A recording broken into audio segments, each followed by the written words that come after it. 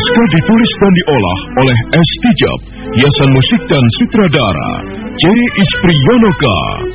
Kali ini mengetengahkan episode ketiga dengan judul Harimau Jantan dari Desa Ganding.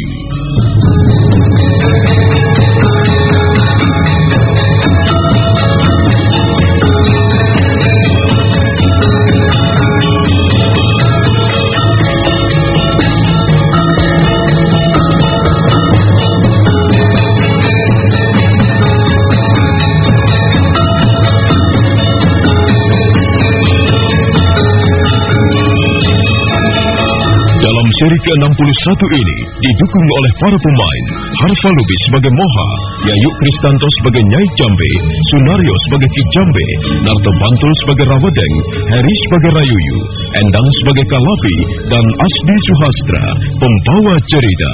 Selamat menikmati.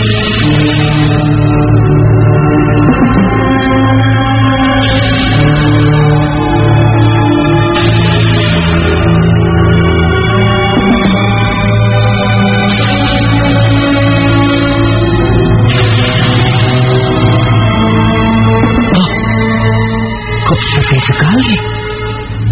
Aku tidak melihat siapa-siapa. Aku hanya melihat bekas tapak kaki kuda banyak sekali di halaman. Jangan-jangan prajurit Majapahit.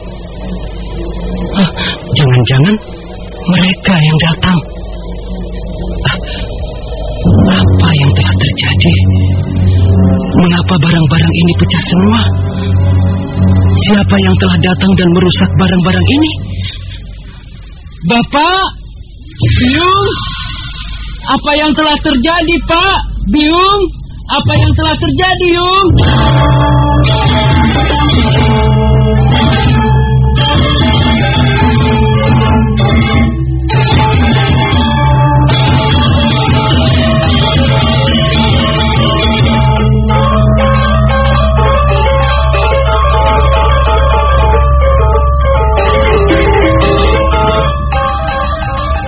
Moha melongo keheranan, dan dia semakin heran begitu melihat dua orang tuanya duduk berdiam diri di ruang tengah.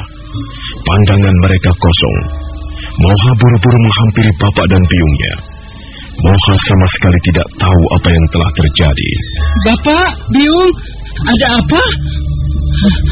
Lihatlah, Pak. Lihatlah, Biung. Lihatlah. Aku telah membeli kain cita yang bagus-bagus. Coba lihat. Bukankah Kalapi akan semakin bertambah cantik setelah mengenakan pakaian ini? Lihatlah, Pak.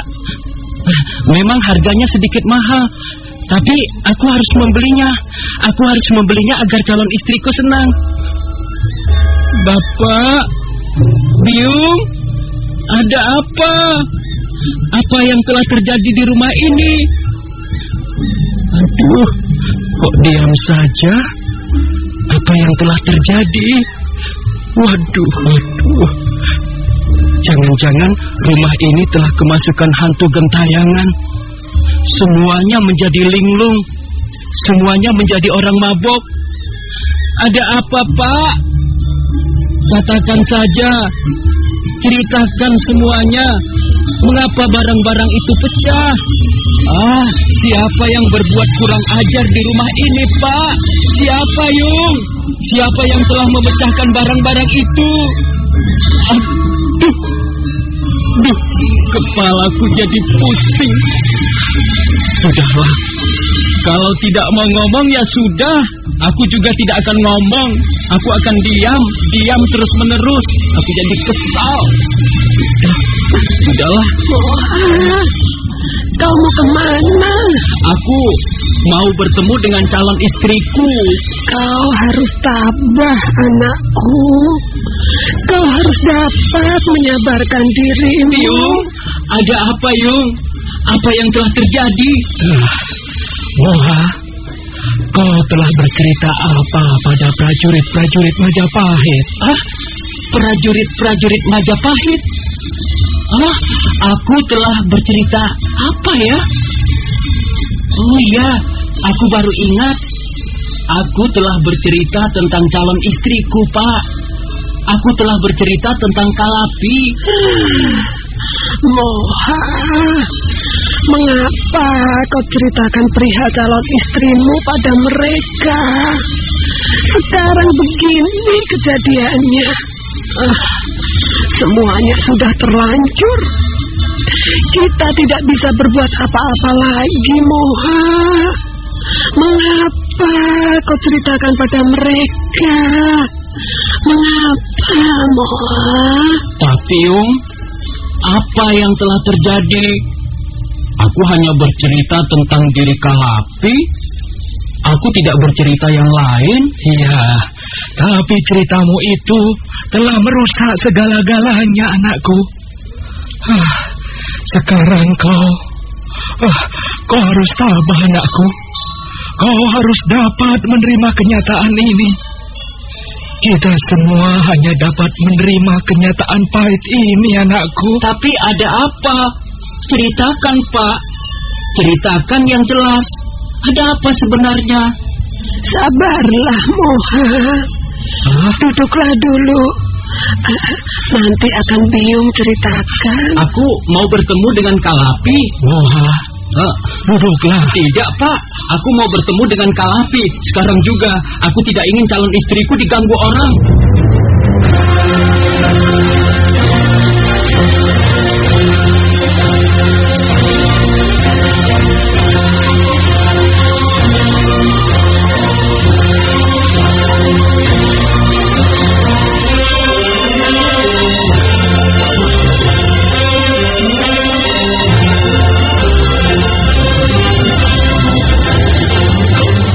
Segera melompat ke belakang. Ki Jambe dan istrinya tidak dapat berbuat apa-apa. Mereka menundukkan wajah dengan sedihnya. Tak lama kemudian Moha sudah kembali lagi. Wajahnya kelihatan bingung dan kesal. Di mana Kalapi, Pak? Yung, di mana calon istriku? Aku sudah mencarinya ke sana kemari. Dia tidak ada. Di mana dia? Karena itu, Moha, duduklah. Nanti akan kami ceritakan semuanya. Akan kami ceritakan dengan jelas, Moha. Duduklah, Moha. Jangan terburu nafsu. Duduk dan dengarkan apa yang kami katakan kepadamu. Nah, begitu lebih baik. Tenanglah, Moha. Kita ini orang-orang kecil. Kita ini rakyat biasa, Moha. Dan kita harus dapat menjadi warga desa yang baik. Aduh, sudahlah, Pak. Aku hanya ingin tahu tentang calon istriku, tentang Kalapi. Di mana dia sekarang?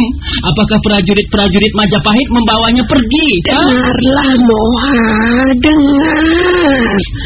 Kita semuanya telah keliru melangkah. Kita telah terjerumus ke dalam lubang yang bisa membahayakan keselamatan kita. Aku sendiri menyesal. Bapakmu sekarang juga menyesal sekali. Aduh, mengapa menyesal, Yung? Pokoknya aku tidak mau gagal lagi. Kalapi harus menjadi istriku. Kalapi sudah pergi, Moha. Apa, Pak? Pergi? Aduh, pergi kemana, Pak? Moha, tidak ada seorang pun tahu kemana dia pergi. Dia pergi begitu saja. Diam-diam dia pergi begitu melihat kehadiran prajurit-prajurit Majapahit, anakku. Dengarlah baik-baik, anakku Moha. Ternyata calon istrimu itu adalah seorang wanita pelarian. Dia adalah buron pemerintah Majapahit. Sudah beberapa hari lamanya prajurit-prajurit Majapahit mencarinya. Oh, tidak mungkin, Pak. Tidak mungkin, Biung. Kalapi tidak mungkin pergi meninggalkan aku. Dia sudah berjanji padaku. Dia sudah berjanji mau menjadi istriku. Dan aku percaya apa yang dikatakannya. Aku yakin dia bisa menjadi seorang istri yang baik dan setia. Tidak mungkin dia pergi begitu saja. Kasihan kau anakku. Kasihan sekali. Mungkin kau memang masih harus menunggu jodohmu. Sabarlah, nak. Lupakanlah saja Kalapi calon istrimu itu. Tidak, Biung. Aku tidak akan melupakannya. Aku akan mencarinya. Moha, jangan. Aku harus dapat menemukannya, Pak. Aku tidak mau Kalapi diseret prajurit-prajurit Majapahit. Aku tidak mau calon istriku diganggu orang. Aku harus mencarinya sampai ketemu. Aku pergi dulu, Pak Biung. Aku pergi. Jangan, anakku. Jangan pergi. Sudahlah, relakan saja dia. Biung, aku harus dapat menemukannya dan aku akan membawanya kembali ke rumah ini. Tunggu saja, aku pasti dapat menemukannya. Moha, jangan pergi. Jangan pergi, Moha. Jangan pergi, Moha.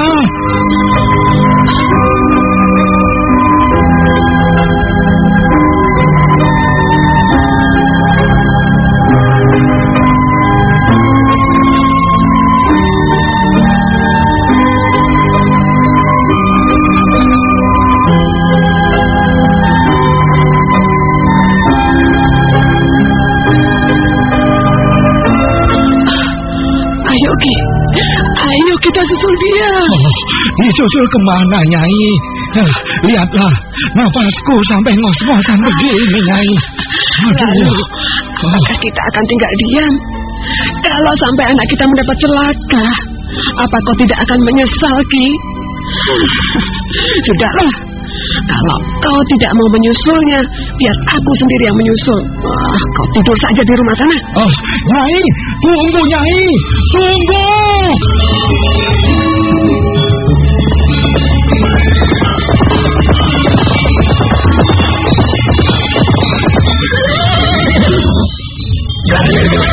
Perempuan itu pasti lari ke pinggir hutan ini. Iya, dia tidak mungkin lari ke tempat lain, Ramading. Ingat, Rayuyu.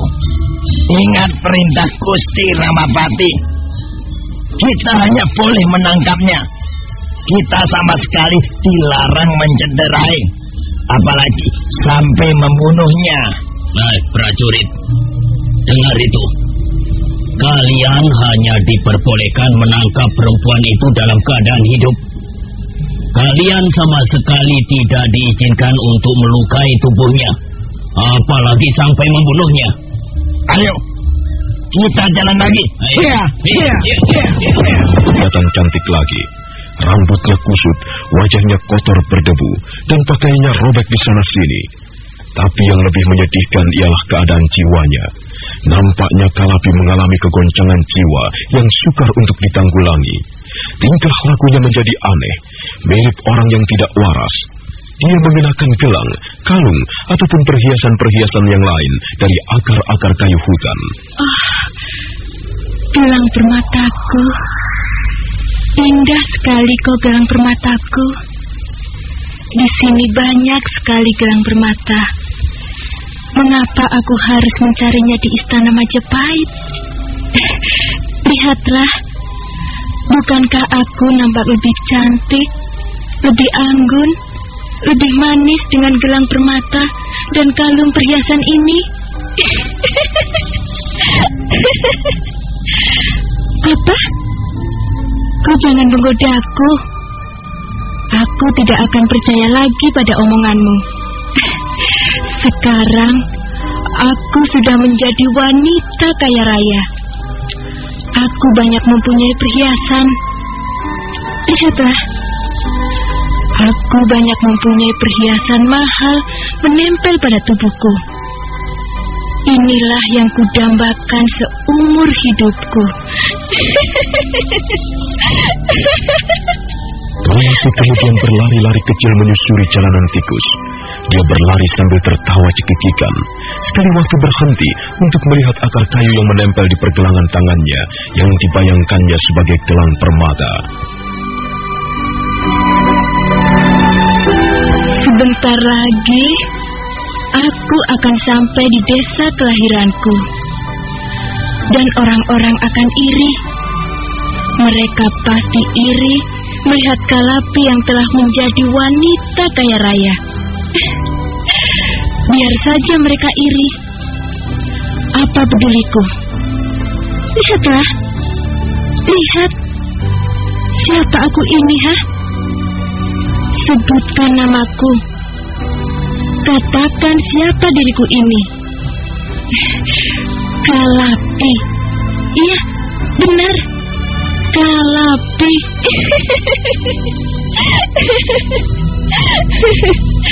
Jangan ngaco. Aku sungguh-sungguh loh. Aku tidak bergurau padamu. Kalau kau tidak percaya, ya sudah. Pergi sana. Biarkan aku sendirian di sini. Aku akan menikmati hidupku sendirian. Aku akan duduk di sini dan melihat gelang permataku yang indah. Gelang permataku. Gelang permataku. Mengapa baru sekarang kau datang? Sudah sejak lama kau tinggal dalam mimpiku. Sudah sejak lama aku memburumu. Tapi ternyata aku mendapatkanmu di tempat ini. Bukan di mana-mana, tapi di sini. Bukan di Majapahit. Di istana Majapahit tidak ada apa-apa. Di sana hanya ada kemunafikan, kepalsuan, dan kesengsaraan. Aku tidak akan pernah pergi lagi ke sana untuk selama-lamanya.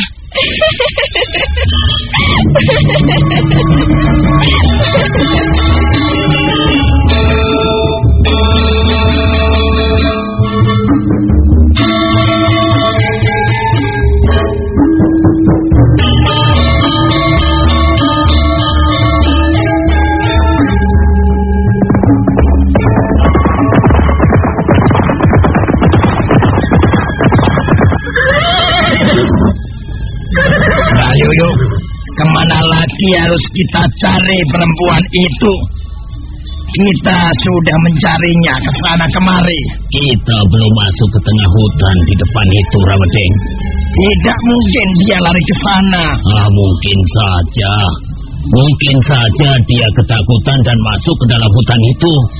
Dia menunggu kita berhenti mencarinya. Baru dia berani keluar lagi. Lihat. Ada bayangan melintas. Bayangan apa itu? Ya, sepertinya bayangan seorang wanita, Tuan Rawedeng. Benar, Tuan. Dia berlari-lari kecil ke arah sana. Jangan-jangan perempuan itu tidak waras. Lebih baik kita lihat dari dekat, Rawedeng. Siapa tahu dia wanita yang kita cari-cari itu. Baiklah, ayo. Kita kejar bayangan itu. Ke sana, ayo. Aku tadi melihatnya sendiri. Dia berlari-lari ke arah sana, ke balik pohon-pohon hutan itu. Ayo cepat. Iya.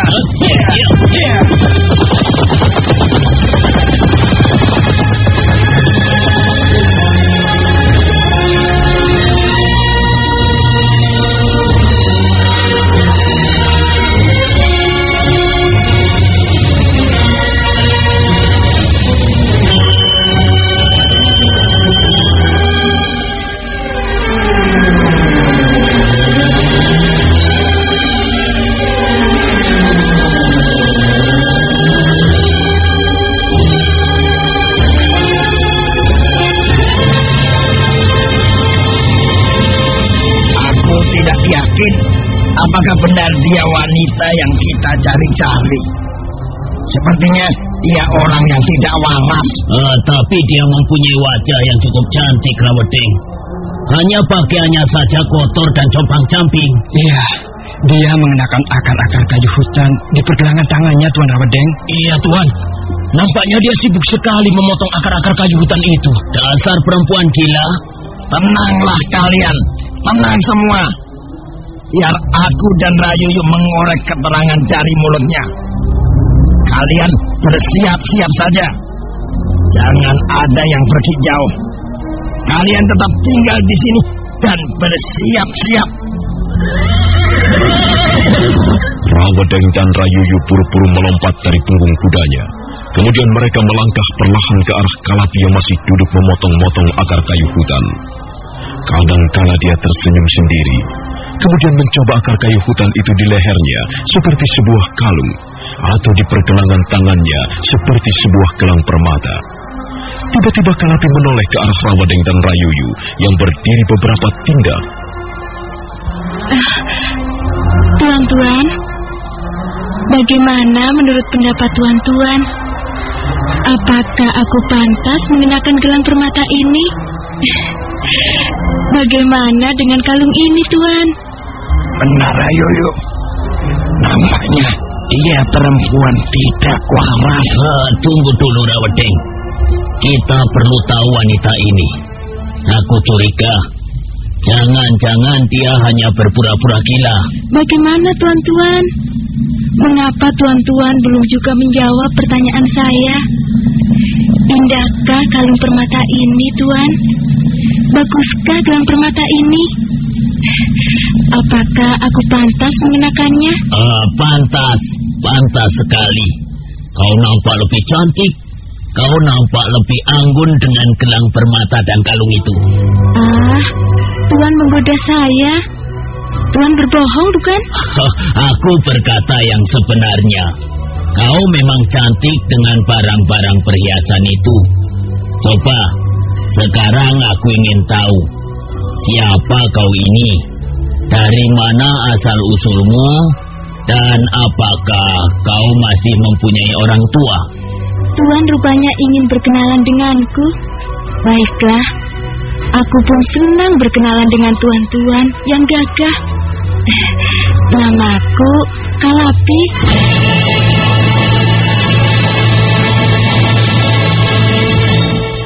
Kalapi, aku ingin bertanya sedikit kepadamu. Apakah kau, Kalapi, salah seorang wanita persembahan untuk Gusti Prabu Jayanegara? Apa? Wanita persembahan? Tidak. Aku bukan wanita persembahan. Aku Kalapi. Namaku Kalapi. Aku tidak sudi dipersembahkan pada Prabu Jayanegara. Dia laki-laki curang. Dia penipu. Dia telah menipu aku. Aku benci padanya. Benci. Laki-laki macam apa itu? Dia ternyata berhati busuk. Raja itu berhati busuk. Busuk dan keji. Dia telah menipu aku. Dia telah mengelabui aku. Dan dia tidak menepati janjinya.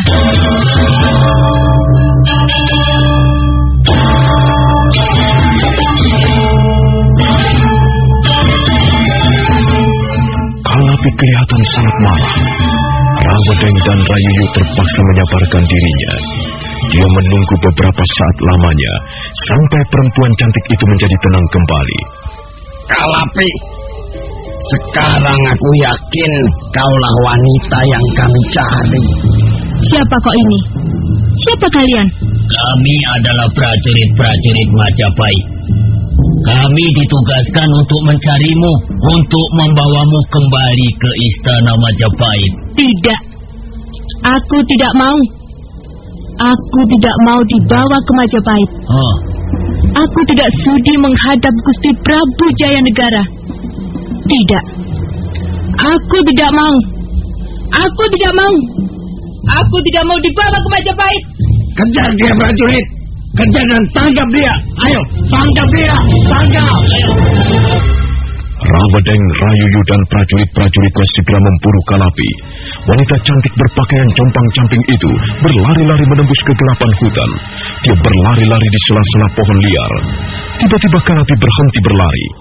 Rawadeng, Rayuyu dan prajurit-prajuritnya segera mengurungnya. Kalapi menatap mereka dengan tajam. Di tangan kanannya tergenggam sebilah pisau. Ayo, siapa berani mendekat? Mengapa kalian hanya berdiri di situ? Mendekatlah. Tangkaplah aku. Tapi kalian tidak bisa menangkapku dalam keadaan hidup. Lebih baik aku mati daripada harus kembali ke istana Majapahit. Kurang ajar. Jangan, Rayuyu. Jangan. Ayo, tangkaplah. Kau pikir aku tidak berani melakukannya? Sebelum kalian melangkah 2 tindak, pisau tajam ini sudah akan membelah perutku. Dan kalian hanya bisa menangkap mayatku. Ayo, tangkaplah aku. Mengapa kalian masih diam saja? Jangan, Kalapi. Jangan lakukan itu.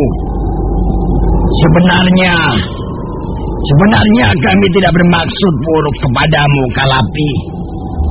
Kau jangan salah paham. Kami tidak bermaksud menangkapmu. Kami tidak ingin memperlakukan dengan kasar, Kalapi. Kalian pikir aku tidak tahu siapa diri kalian?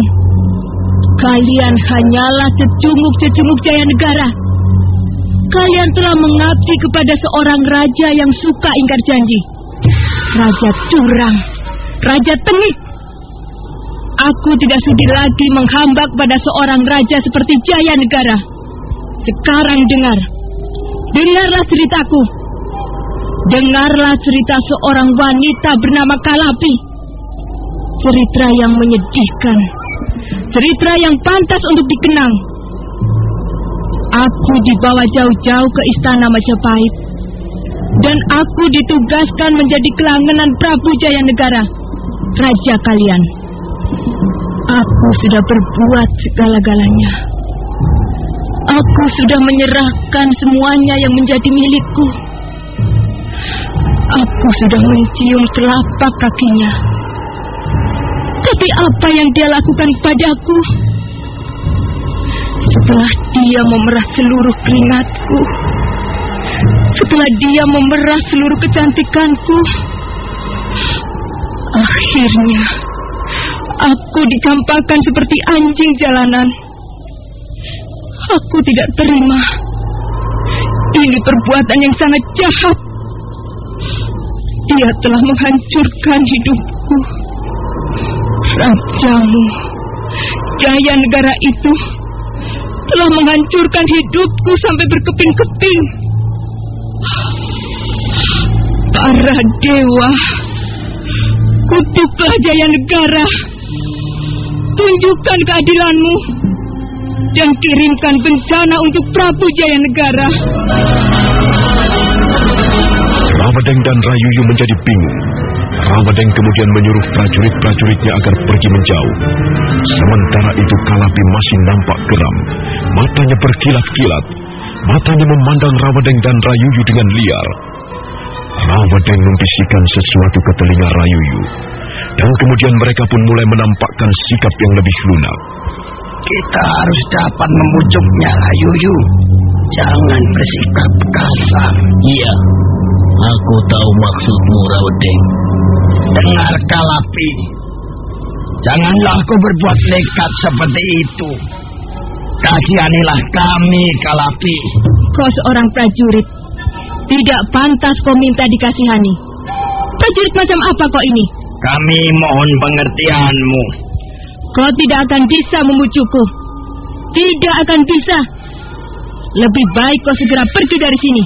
Pergi dan tinggalkan aku sendiri. Aku sudah cukup puas dengan apa yang kualami sekarang.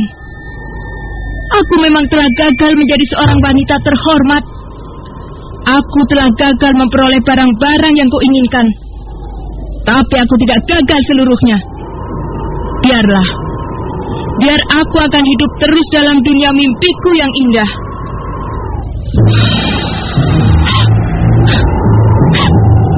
Gelang permataku. Kalung permataku. Katakan padaku. Katakan bahwa aku lebih cantik sekarang. Ampun, Tuan Putri. Tuan Putri memang jauh lebih cantik setelah mengenakan barang-barang perhiasan itu, Tuan Putri. Apa katamu? Tuan Putri? Benarkah aku ini Tuan Putri? Benar. Tuan Putri tidak perlu ragu-ragu lagi. Tuan Putri adalah seorang wanita terhormat, wanita bangsawan yang pantas disanjung dan dipuja. Waduh, cantiknya Tuan Putri. Hamba kira tidak ada seorang wanita pun yang mampu melebihi kecantikan Tuan Putri Kalapi. Benarkah aku cantik? Awas, kau jangan membodohi aku ya. Bagaimana kami berani membodohi Tuan Putri? Tuan Putri adalah junjungan kami. Hidup kami berada di dalam genggaman Tuan Putri Kalapi. Ucapkanlah sepatah kata, dan kami akan segera menuruti perintah Tuan Putri. Apakah Tuan Putri menginginkan agar kami segera pergi dari sini? Tidak, kau tidak usah pergi. Kau juga, kalian tidak usah pergi. Aku senang sekali. Aku bahagia sekali. Tuan Putri. Tuan Putri Kalapi. Benarkah sekarang ini aku sudah menjadi Tuan Putri? Seperti mimpi saja rasanya. Apakah aku sedang mimpi? Sama sekali tidak, Tuan Putri. Tuan Putri tidak sedang bermimpi. Tuan Putri sedang mengalami kenyataan yang sangat indah. Oh, aku senang sekali mendengarnya. Katakan sekali lagi. Katakan. Tuan Putri sedang mengalami suatu kenyataan yang sangat indah. Oh, sejuk sekali rasanya. Hatiku menjadi sejuk.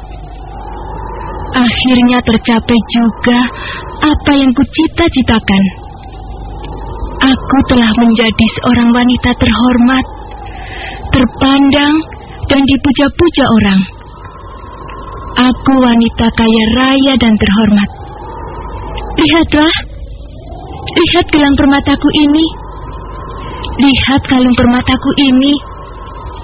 Lihat cincin dan barang-barang perhiasan yang menempel di tubuhku ini. Tidakkah semua indah gemerlapan? Tentu saja, Tuan Putri. Apa yang Tuan Putri miliki tentu merupakan barang-barang perhiasan pilihan. Tapi ampun, Tuan Putri. Ampun, beribu ampun. Mengapa Tuan Putri masih menggenggam pisau itu? Benar, Tuan Putri. Tidak pantas rasanya seorang putri bangsawan menggenggam sebilah pisau. Pisau itu hanyalah pisau dapur, Tuan Putri. Seharusnya pisau itu berada di tangan seorang juru masak dan bukan di tangan Tuan Putri Kalapi. Benarkah begitu? Kami tidak berani membodohi Tuan Putri Kalapi. Mengapa Tuan Putri tidak membuang saja pisau yang jelek itu? Jadi aku harus membuangnya? Benar, Tuan Putri. Lebih baik pisau itu dibuang saja. Atau, mari, biar kami simpan, Tuan Putri. Tuan Putri lebih cantik dan lebih anggun jika berdiri tanpa menggenggam sebilah pisau. Baiklah, kalau begitu memang sebaiknya aku buang saja pisau ini.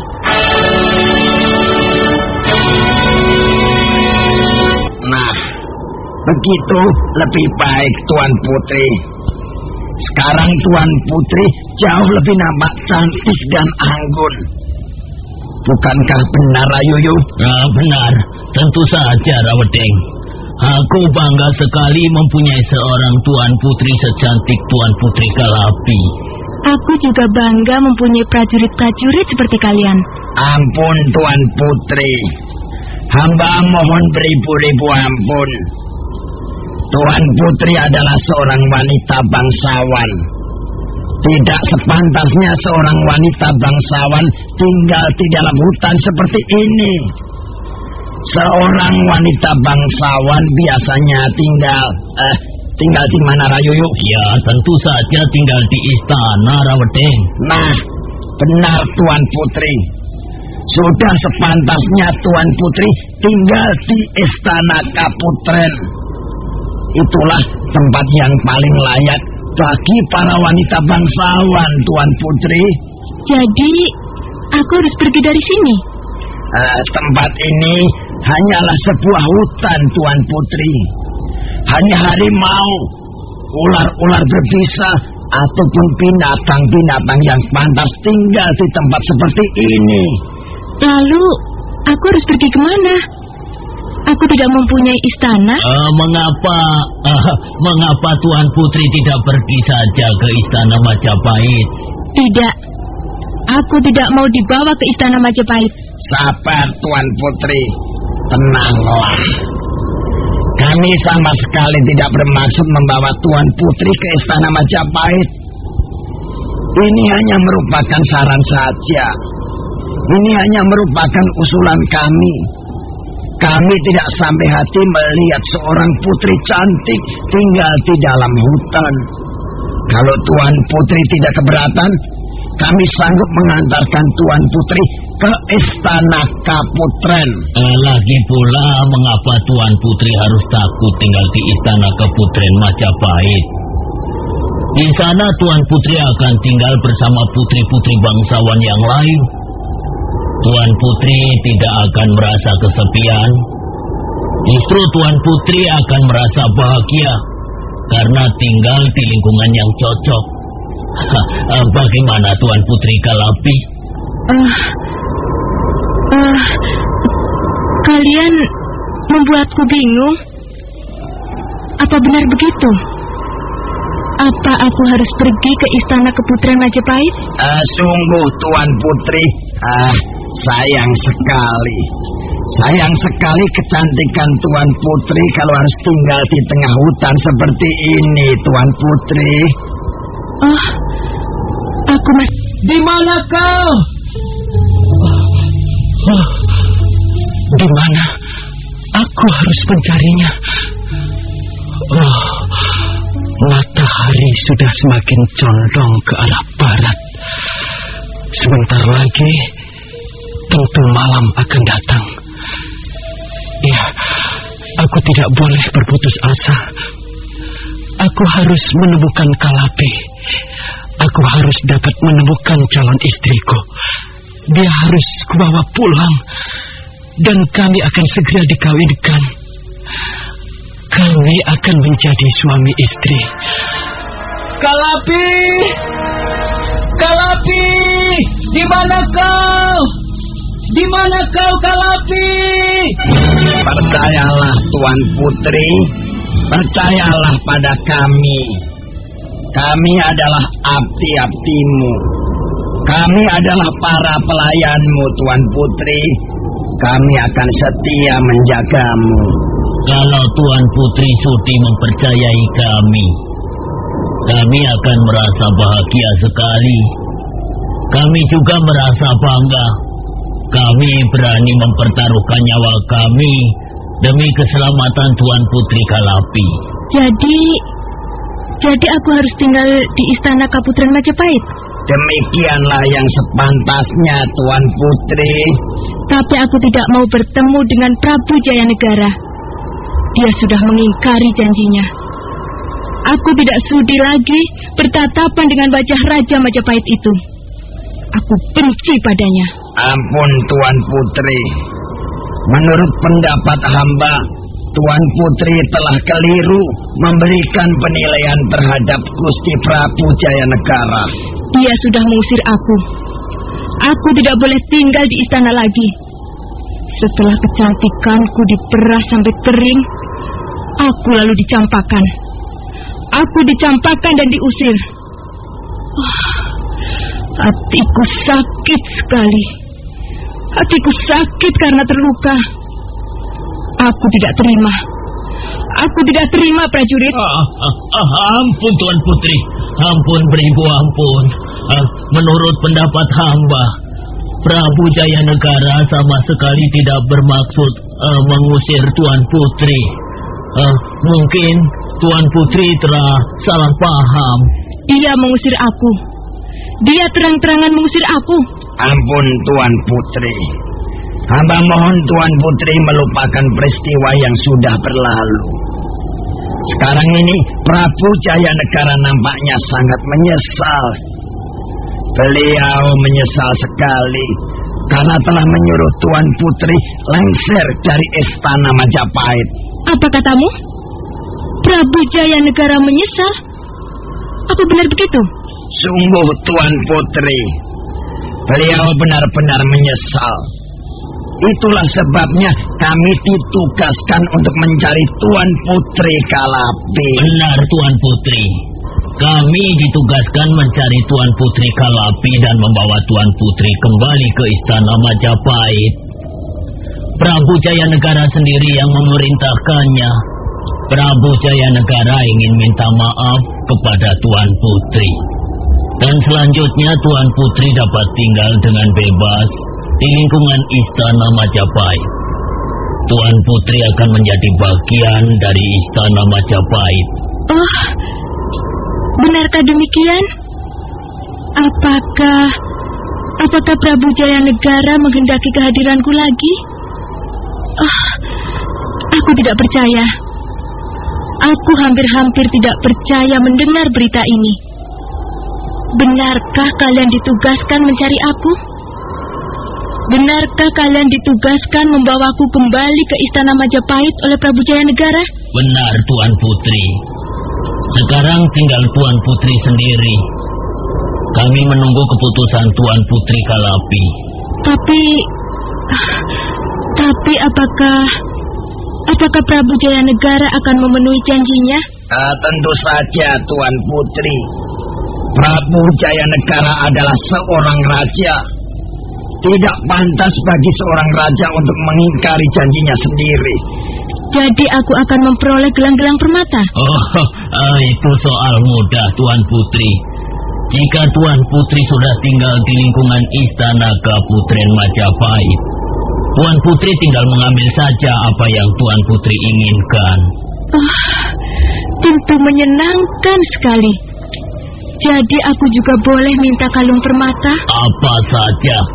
Apa saja yang Tuan Putri inginkan, pastilah akan Tuan Putri peroleh dengan mudah. Itulah bedanya wanita desa biasa dengan seorang wanita bangsawan, Tuan Putri. Kalau begitu, baiklah prajurit. Aku mau kembali ke istana Majapahit. Oh, syukurlah Tuan Putri. Tuan Putri Kalapi telah membuat hati kami semua menjadi lega. Nah, sekarang marilah Tuan Putri. Marilah kita bantu naik ke atas kuda. Kami sudah memilih seekor kuda yang tampan dan gagah untuk Tuan Putri Kalapi. Silahkan Tuan Putri. Kalapi nampak bahagia sekali. Dia menurut saja ketika Rawadeng dan Rayuyu mengangkat tubuhnya dan menaikkannya ke atas punggung kuda. Kalapi duduk di atas punggung kuda dengan wajah ceria. Dia benar-benar membayangkan dirinya telah menjadi seorang wanita bangsawan. Wanita bangsawan yang kaya raya, terpandang, dihormati, dan dipuja-puja orang. Apakah kita akan berangkat sekarang, prajurit? Tentu saja, Tuan Putri. Hamba khawatir Gusti Prabu Jayanegara sudah tidak sabar lagi menunggu kehadiran Tuan Putri Kalapi. Kalau begitu, baiklah. Ayo kita berangkat. Belum lagi Rawadeng dan Rayuyu naik ke atas punggung kudanya. Mendadak dari jauh Moha berlari-lari mendekat. Dia berlari-lari sambil berteriak-teriak seperti orang gila. Kalapi! Kalapi! Mau kemana kau? Mau kemana kau, Kalapi? Rawadeng dan Rayuyu berhasil mengelabui Kalapi. Kalapi bertingkah laku seperti orang yang kurang waras. Dia membayangkan dirinya benar-benar menjadi seorang putri bangsawan, putri kerajaan. Rawadeng dan Rayuyu membantu Kalapi naik ke atas punggung kuda. Kuda ini tinggi sekali. Apakah dia tidak galak? Sama sekali tidak, Tuan Putri. Sekalipun gagah, tinggi dan kekar, kuda ini cukup jinak. Tuan Putri dapat duduk dengan tenang di punggung kudanya. Dia akan membawa Tuan Putri dengan hati-hati. Dia sudah biasa menjalankan tugasnya dengan baik, Tuan Putri. Kalau begitu, baiklah. Kita bisa berangkat sekarang. Baru saja Rawadeng dan Rayuyu akan naik ke atas punggung kudanya. Pada saat itulah terdengar suara orang berteriak-teriak. Kalapi! Kalapi! Kalapi! Kau mau kemana? Kau mau kemana, Kalapi?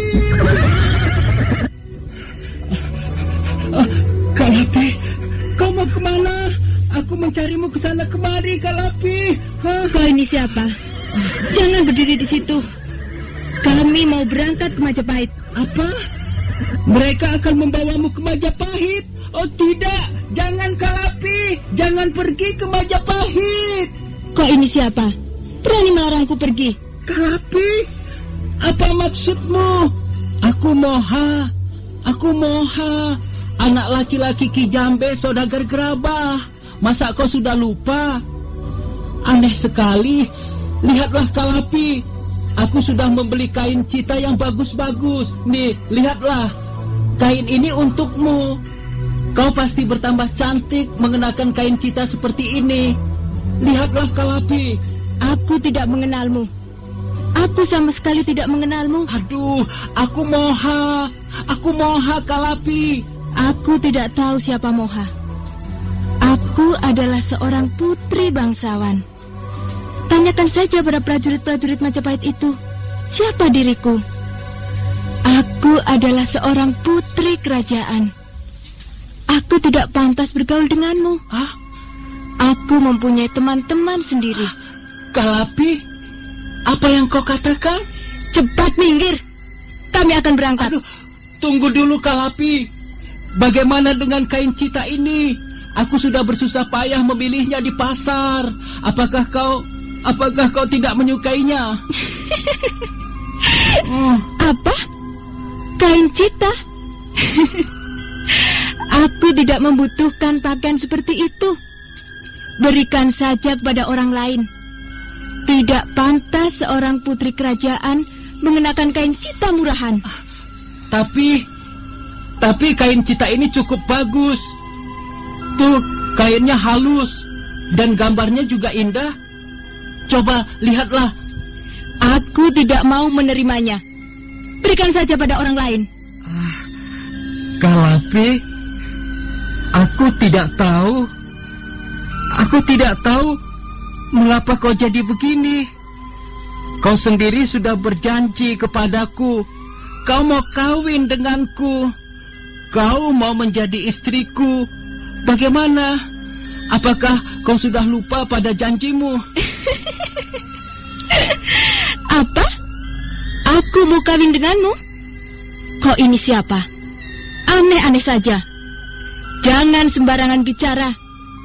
Sekarang ini kau sedang berhadapan dengan seorang putri kerajaan Majapahit.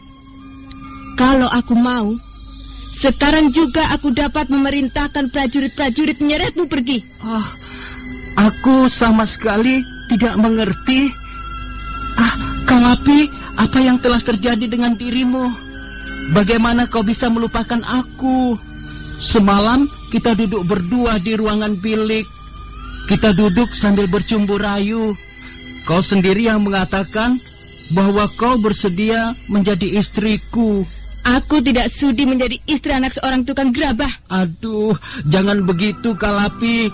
Sekalipun orang tuaku hanya tukang gerabah, tapi kan dia kaya. Dia seorang saudagar gerabah yang kaya. Bukankah kau sudah tahu sendiri? Sudahlah. Aku tidak mau lagi bicara denganmu. Prajurit, singkirkan orang ini. Tidak. Aku tidak mau pergi. Jangan bawa Kalapi. Jangan bawa dia. Dia calon istriku. Dia calon istriku. Lepaskan aku. Lepaskan. Lepaskan.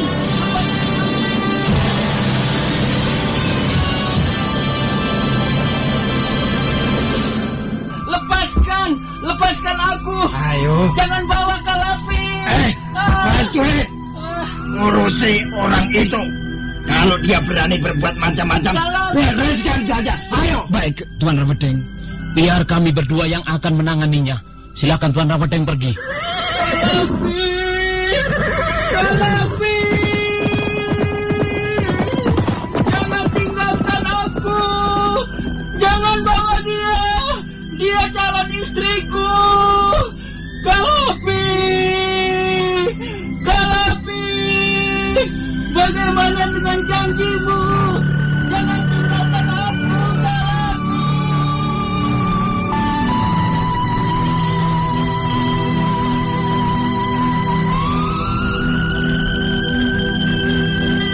Sekalipun Moha berteriak sekencang-kencangnya, tapi teriakannya tidak dapat menahan kepergian Kalapi.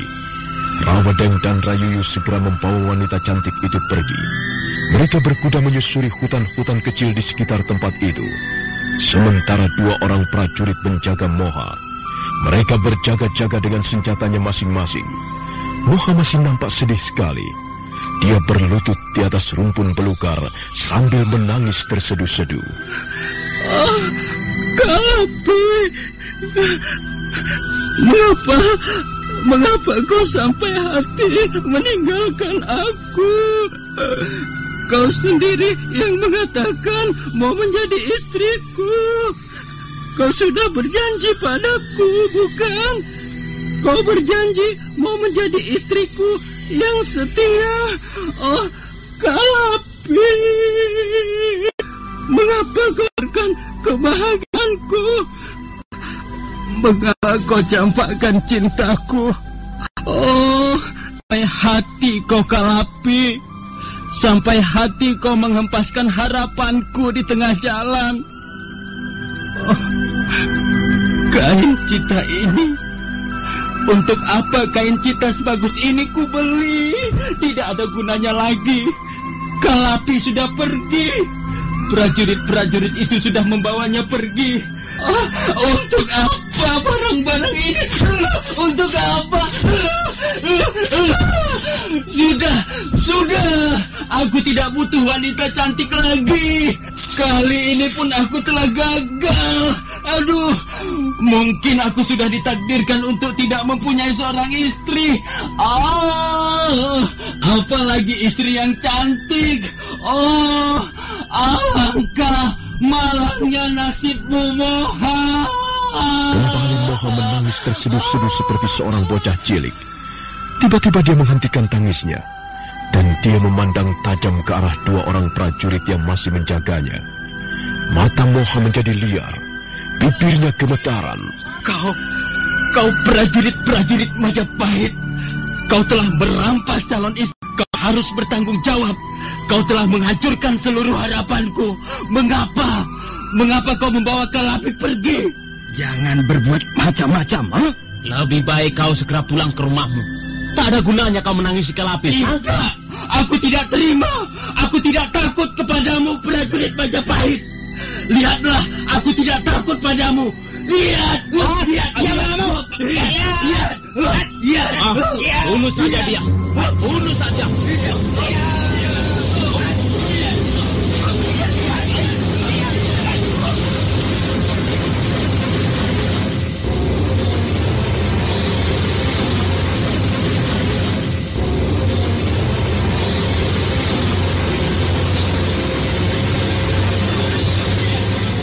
Nampaknya Moha sudah benar-benar kalap. Dia mengamuk seperti seekor kerbau gila. Tapi dia memang sama sekali tidak pernah belajar ilmu kanuragan. Dia berkelahi sekenanya. Dia menendang ke sana kemari, memukul angin. Dua orang prajurit Majapahit yang ditugasi menjaganya melayaninya dengan tenang. Mereka sama sekali tidak mengkhawatirkan Moha. Setelah beberapa kali serangannya gagal, Moha menjadi putus asa. Tapi dia masih tetap mau menyerang. Salah seorang prajurit mengerdipkan matanya, memberikan isyarat kepada temannya.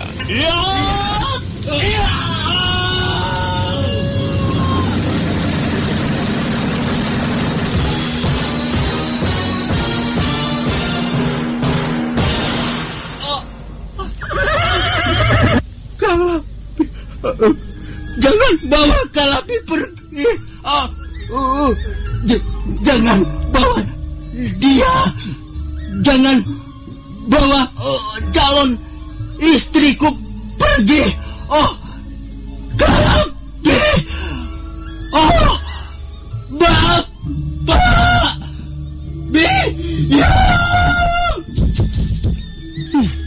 Pedangmu hebat juga. Iya, aku menebas tepat di pangkal lehernya. Iya, lehernya hampir putus. Iya, kukira tidak perlu sampai putus. Akan mengerikan sekali untuk dilihat.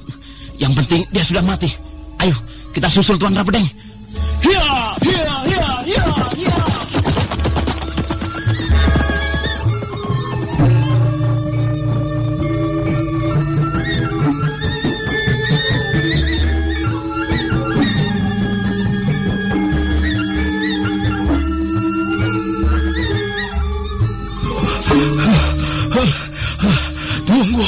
Tunggu sebentar, Nyai.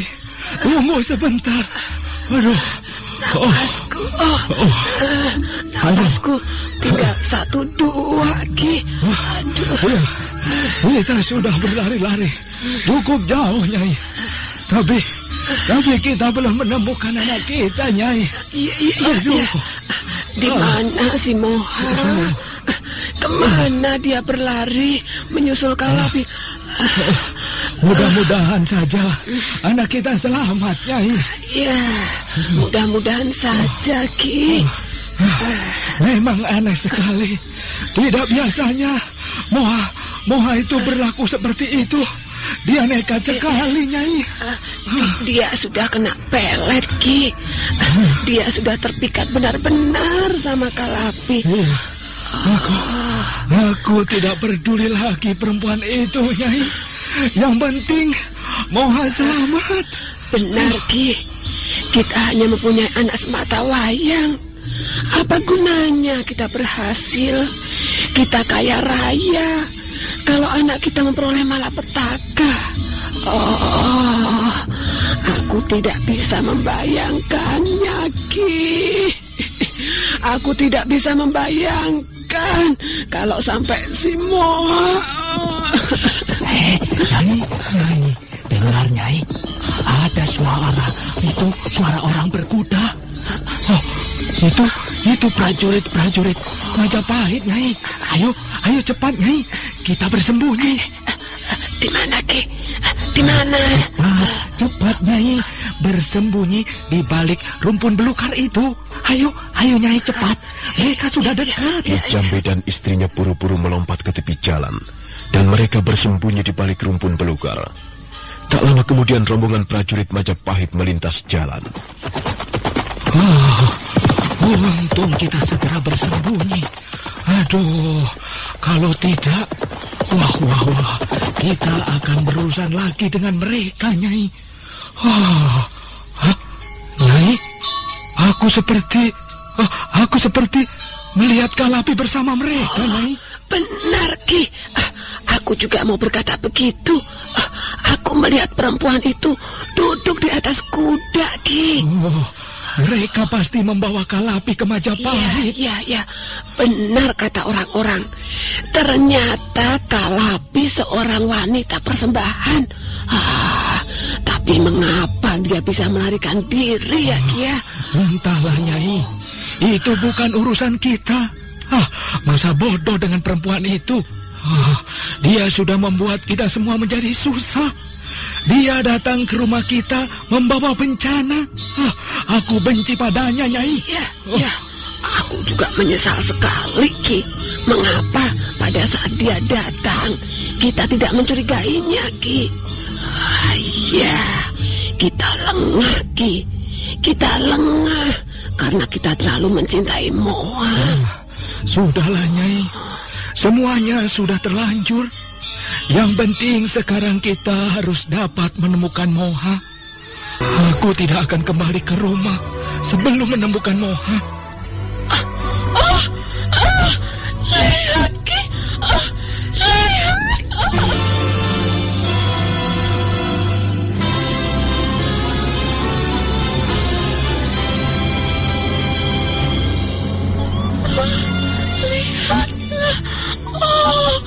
Bukankah ini? Bukankah ini kain cita yang dibeli Moha, Ki? Oh, iya, benar Nyai. Ini kain cita yang dibeli anak kita. Oh, Nyai, mengapa kain ini robek-robek begini, Nyai? Kalau begitu, pasti telah terjadi sesuatu pada diri anak kita, Ki. Pasti Moha mengalami sesuatu, Ki. Bagaimana, Ki? Kita harus dapat menemukannya. Kita harus dapat menemukan Moha. Iya, Nyai. Tapi tenanglah, Nyai. Sabarlah. Kita akan terus mencarinya, Nyai. Bagaimana kalau sampai anak kita mendapat celaka? Aku tidak bisa membayangkannya, Ki. Kita hanya mempunyai seorang anak. Kita hanya mempunyai Moha satu-satu. Iya, Nyai. Tapi tidak ada gunanya menangis. Aduh, Nyai, lebih baik kita cari si Moha. Kain cita ini bisa menjadi petunjuk jalan. Mungkin si Moha ada di sekitar tempat ini, Nyai. Ayo, Nyai.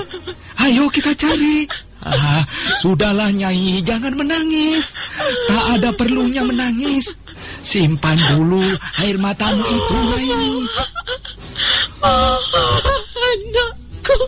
Kembali Ki Jambe dan Nyai Jambe mencari si Moha. Mereka memeriksa suasana di sekitar tempat itu. Nyai Jambe memungut kain cita yang sudah robek di sana-sini. Sementara Ki Jambe menguak semak belukar ataupun menengok akar-akar pohon yang gelap. Oh, Nyai, lihat, Nyai, kemari, Nyai, lihat.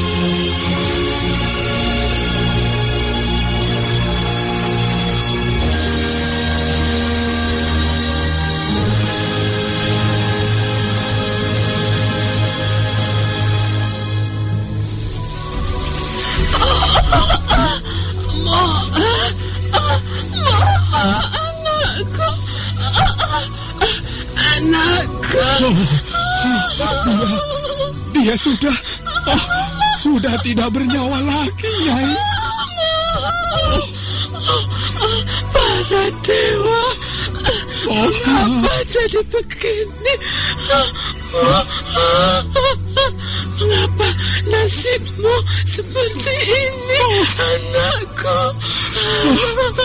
Nyai, kita tidak mempunyai anak lagi, Nyai. Moha sudah pergi, Nyai. Dan kita tidak mempunyai anak lagi, Nyai. Dia mati. Dia tidak mati, Ki. Lihatlah. Dia tidak mati. Dia masih hidup. Ki. Dia masih bernafas. Ki. Sudahlah, Nyai. Jangan berpura-pura. Jangan menipu diri kita sendiri, Nyai. Kenyataannya sudah seperti ini. Kita sudah ditinggal pergi Moha. Semua ini mungkin kesalahan kita sendiri, Nyai. Kesalahan kita sendiri. Moha, anakku.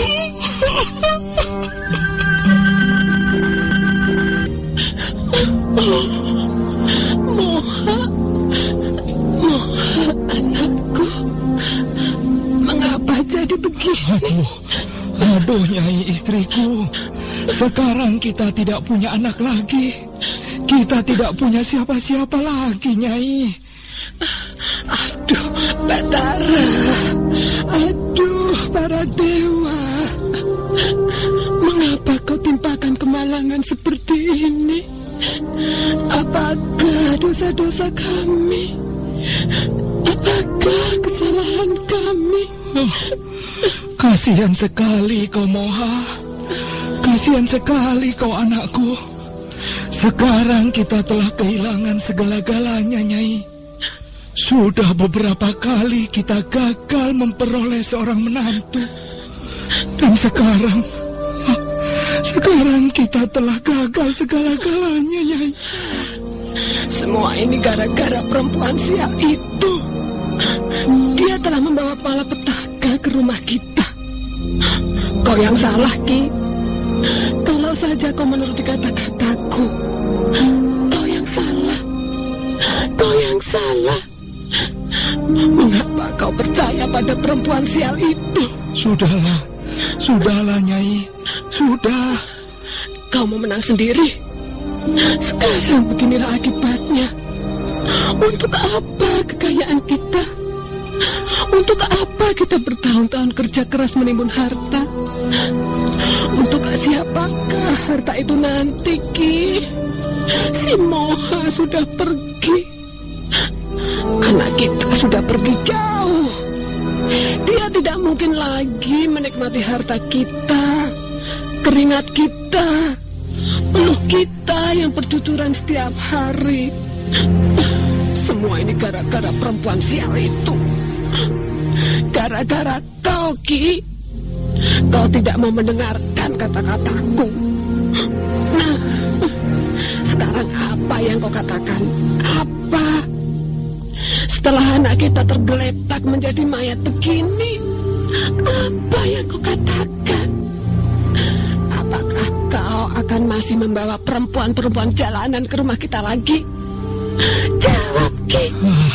Jawab. Sudahlah, Nyai. Aku tidak mau bertengkar lagi. Tanpa bertengkar pun, kita sudah cukup menderita, Nyai. Aku juga merasa kehilangan. Bukan hanya kau. Aku juga merasa kehilangan sesuatu yang sangat berharga di dalam hidupku ini, Nyai. Oh, Moha anakku. Ampun para dewa. Betapa berat cobaan ini. Ampun Sang Yang Widiwasa. Ampunilah kesalahan kami.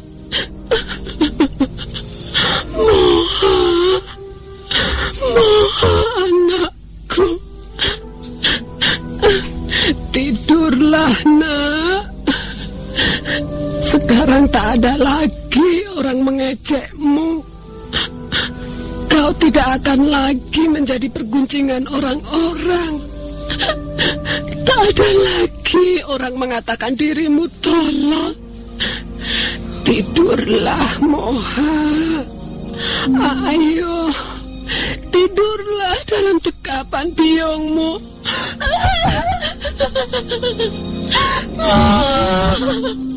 Moha anakku. Jangan pergi, anakku. Jangan tinggalkan biong. Jangan tinggalkan kami, Nak. Sekalipun Ki Jambe menangis terseduh, sekalipun Nyai Jambe melolong-lolong penuh kesedihan, sekalipun air mata mereka bercucuran, tapi Moha tetap tidak akan bisa hidup kembali. Pemuda setengah tolol itu tetap tergeletak dengan luka menganga di bagian pangkal lehernya. Luka itu sudah tidak berdarah lagi. Darah yang berceceran di sekitarnya sudah mulai membeku. Membeku bagaikan hati dua orang tuanya.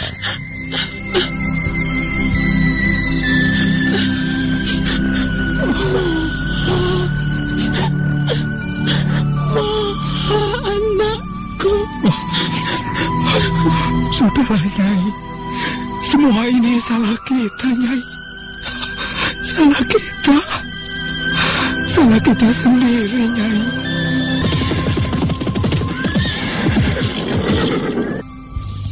Bagaimana Tuan Putri Kalapi?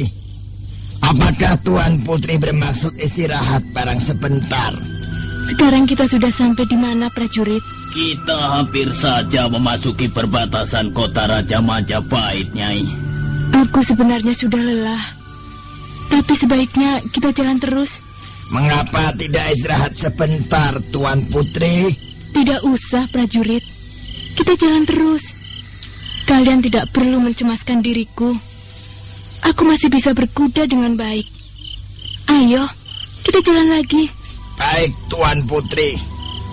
Sebaiknya Tuan Putri jangan terlalu memaksakan diri. Kita berkuda jangan terlalu kencang.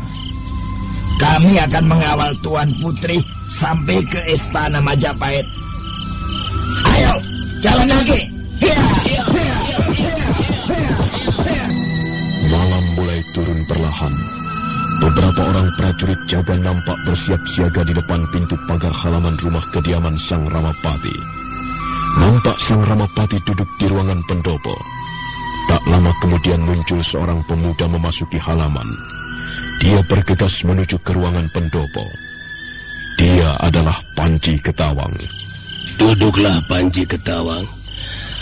Ada yang ingin kubicarakan denganmu. Baik, Gusti Ramapati. Soal apakah kedangan? Aku ingin bicara tentang wanita-wanita itu. Bagaimana keadaan mereka? Keadaan mereka baik-baik saja, Gusti Ramapati. Apakah mereka sudah diperiksa semuanya? Sudah, Gusti. Hamba sudah memeriksa mereka satu persatu. Tak ada di antara mereka yang mempunyai cacat tubuh. Tapi sebagian besar di antara mereka nampaknya masih ketakutan, Gusti. Itulah tugasmu, Panji Ketawang. Kau harus dapat terus-menerus menjaga keadaan mereka, baik keadaan tubuhnya ataupun kesehatan jiwanya. Jangan sampai mereka dicekam ketakutan. Kau harus dapat membujuk mereka, membesarkan hati mereka. Inilah tugasmu yang utama. Iya, Gusti. Hamba akan menjalankan tugas sebaik-baiknya. Katakan pada mereka semua bahwa mereka dibawa ke Majapahit untuk dijadikan wanita-wanita persembahan. Jelaskan apa artinya wanita persembahan itu. Iya, Gusti. Apakah selama ini ada di antara mereka yang berusaha untuk melarikan diri? Tidak ada, Gusti. Mereka tahu bahwa mereka dijaga ketat. Apakah ada yang berusaha untuk bunuh diri? Tidak ada, Gusti. Dalam hal ini hamba berani memastikan mereka tidak akan bunuh diri. Sekalipun mereka merasa takut, hamba kira mereka tidak akan melakukan bunuh diri, Gusti. Kalau begitu baiklah. Dan ingat, Panji, kita jangan sampai membuat mereka kecewa. Makanan mereka harus diurus dengan baik, juga pakaian mereka, kesehatan mereka. Jangan sampai menimbulkan kesan bahwa mereka di Majapahit sebagai tawanan. Kita harus memperlakukan mereka dengan baik, dengan halus. Jangan sampai mereka menaruh kecurigaan kepada kita. Gusti Ramapati tidak perlu khawatir. Mereka tidak akan melakukan hal-hal yang dapat menimbulkan kerusuhan, Gusti. Oh ya, bagaimana dengan wanita dari desa Buhayabang itu? Siapa namanya? Praharsini, Gusti. Namanya Praharsini. Bagaimana dengan Praharsini? Dia memang wanita yang paling cantik di antara yang lainnya. Dia lebih unggul di antara teman-temannya. Aku ingin supaya dia diperlakukan secara istimewa, Panji. Iya, Gusti. Seperti perintah Gusti Ramapati. Praharsini masih ditempatkan di ruangan khusus. Tapi maaf, Gusti. Sepertinya keadaannya masih belum begitu menggembirakan, Gusti. Dia masih nampak lemah. Barangkali dia kurang sehat, Gusti. Dia tidak boleh jatuh sakit. Aku sangat menaruh harapan besar kepada gadis itu. Coba sekarang tolong kau panggil Ratanca kemari. Baik, Gusti Ramapati. Duduklah, Ratanca.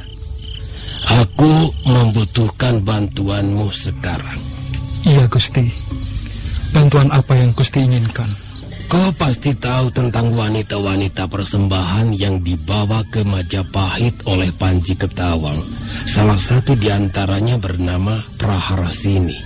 Ampun, Gusti. Apakah maksud Gusti gadis cantik yang ditempatkan di ruangan khusus itu? Benar, Ratanca. Dialah Praharsini. Dialah gadis yang paling cantik di antara yang lainnya.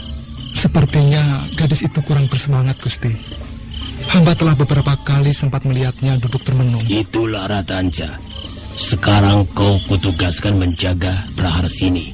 Jagalah kesehatannya, baik kesehatan tubuh maupun kesehatan jiwanya. Jangan sampai jiwanya terganggu. Jangan sampai gadis itu jatuh sakit. Kalau ada hal-hal yang kurang beres mengenai diri Praharsini, cepat laporkan kepadaku, ya. Iya, Gusti Ramapati. Hamba siap menjalankan tugas. Menurut Panji Ketawang, gadis itu nampaknya kurang sehat. Sekarang cobalah kau periksa keadaan tubuhnya, Ratanca. Mungkin kau perlu membuat ramuan daun-daunan untuk obat penyegar ataupun obat kuat. Kalau ada apa-apa yang perlu kau butuhkan, cepat laporkan kepadaku. Iya, Gusti Ramapati. Gusti tidak perlu khawatir. Menurut pendapat hamba, gadis itu tidak mengalami apa-apa. Barangkali dia hanya mengalami sedikit kegoncangan jiwa. Hamba sanggup mengatasinya, Gusti Ramapati. Bagus sekali itu. Sekarang cepat kerjakan tugasmu. Dalam beberapa hari ini aku ingin mendengarkan laporanmu mengenai Praharsini. Antarkan Ratanca menemui Praharsini, Panji. Baik, Gusti Ramapati. Ayo, Ratanca. Panji Ketawang dan Ratanca bergegas meninggalkan ruangan pendopo. Tak lama kemudian mereka sudah tiba di depan pintu ruangan di mana Praharsini ditempatkan. Praharsini, bagaimana dengan keadaanmu sekarang? Mudah-mudahan kau segera menjadi sehat dan segar kembali. Kenapa kau diam saja? Apakah kedatangan kami telah mengganggumu? Ratanca, ada apa dengan gadis ini? Pandangan matanya kosong. Coba tinggalkan kami berdua, Panji. Aku ingin bicara sendiri dengan gadis ini. Oh, baiklah. Kalau ada apa-apa beritahu aku, Ratanca. Panji Ketawang sudah tidak kelihatan lagi. Ratanca memandang wajah Praharsini yang duduk di atas pembaringan dengan tatapan mata kosong. Gadis cantik dari desa Buhayabang itu nampak kehilangan keseimbangan jiwanya. Maaf, aku datang kemari untuk membantumu. Aku ditugaskan Gusti Ramapati menjagamu. Aku tahu kau sedang mengalami sesuatu yang kurang menyenangkan. Tapi kalau kita dapat bekerja sama dengan baik, aku yakin keadaanmu akan tidak menjadi lebih parah. Tinggalkan aku. Biarkan aku sendirian. Aku tidak akan mengganggumu. Apa yang sedang kau rasakan sekarang? Orang-orang itu sudah menceritakan perihal dirimu kepadaku. Memang kasihan sekali. Tidak seharusnya kau mengalami hal seperti ini. Pergilah. Biarkan aku sendirian. Aku memang bukan seorang tabib. Tapi aku mempunyai sedikit kepandaian. Aku akan membuat ramuan daun-daunan untuk penyegar tubuh. Apakah kau mau meminumnya? Tidak. Nampaknya tubuhmu lemah sekali. Kau butuh ramuan obat-obatan. Kau harus membuat badanmu menjadi lebih segar. Aku tidak ingin apa-apa. Tinggalkan aku sendirian. Kumohon jangan ganggu aku. Aku datang dengan maksud yang baik. Aku ingin menolongmu dan bukan mengganggumu. Coba berbaringlah sebentar. Aku akan memeriksa denyut jantungmu. Jangan takut. Aku hanya ingin memeriksa keadaanmu. Kulihat wajahmu pucat, matamu cekung, dan kau sepertinya tidak mempunyai semangat apa-apa lagi. Keadaan ini sangat mengkhawatirkan kami. Ayolah, berbaringlah sebentar. Aku akan memeriksa tubuhmu. Praharsini masih diam saja. Dia duduk dengan pandangan mata kosong di tepi ranjang. Ratanca kelihatan bingung. Dia menjadi gugup. Ayolah, jangan membuatku kesulitan. Kau harus membantu aku, supaya aku bisa membantumu. Marilah kita bekerja sama. Aku ditugaskan Gusti Ramapati menjagamu, merawat kesehatanmu. Ayolah. Ratanca baru melangkah satu tindak ketika Praharsini tiba-tiba nampak gemetaran. Bibirnya gemetar, kakinya gemetar.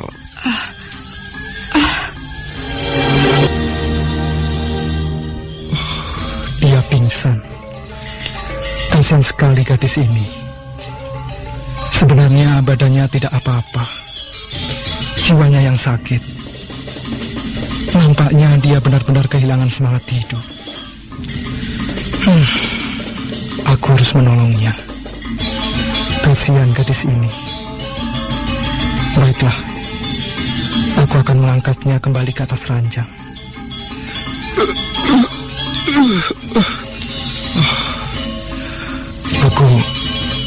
Aku tidak biasa mengangkat tubuh seorang gadis. Tapi aku harus melakukannya. Aku harus menidurkannya di atas ranjang. Iya. Kembali Ratanca berusaha mengangkat tubuh Praharsini, dan perlahan-lahan dia menggendongnya, kemudian meletakkannya kembali di atas ranjang. Sekarang gadis cantik itu sudah terbaring di atas ranjang. Dia diam saja, matanya terpejam.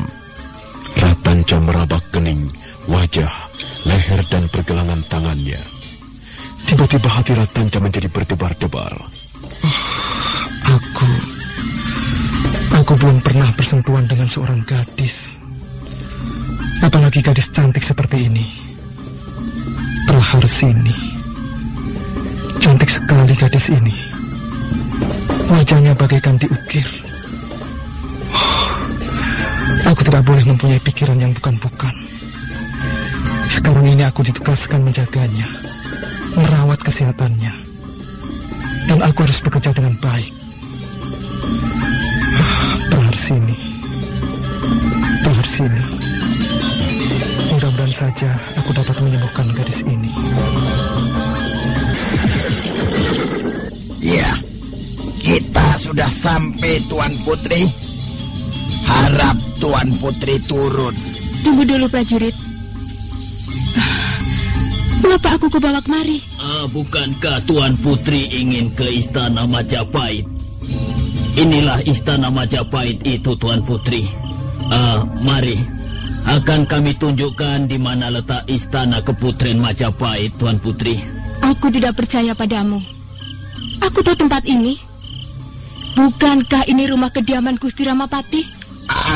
Bukan, Tuan Putri. Ini istana Majapahit, bukan rumah kediaman Gusti Ramapati. Aku tahu tempat ini. Aku sudah beberapa saat lamanya tinggal di tempat ini. Aku pernah disekap di sana, di ruangan belakang. Tidak, aku tidak mau turun. Aku tidak mau dibawa ke rumah ini. Nah, bagaimanakah kisah selanjutnya? Saudara pendengar, silakan menunggu seri berikutnya. Sampai jumpa.